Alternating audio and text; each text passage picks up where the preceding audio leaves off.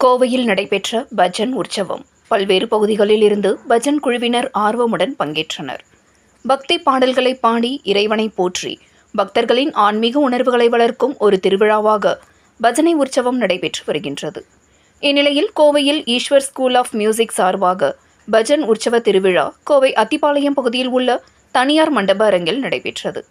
இதில் கோவை சுற்றுப்புற பகுதிகளில் இருந்தும் பொள்ளாச்சி, திருப்பூர் போன்ற பகுதிகளில் இருந்தும் பஜன் குழுவினர் ஆர்வமுடன் கலந்து கொண்டனர்.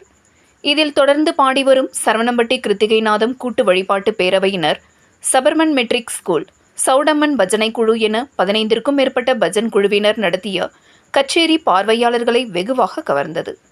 தொடர்ந்து சிறந்த பஜன் குழுவினர்களை தேர்வு செய்து பரிசுகளை சிறப்பு விருந்தினர்கள் வழங்கி கௌரவித்தனர். இதுபோன்ற பஜனை உற்சவங்கள் பக்தர்களின் ஆன்மீக உணர்வுகளை வளர்க்கவும் இறைவனுடன் நெருக்கமாக இருக்கவும் வாய்ப்பு கிடைப்பதாக ஒருங்கிணைப்பாளர்கள் தெரிவித்தனர் என்பது குறிப்பிடத்தக்கது.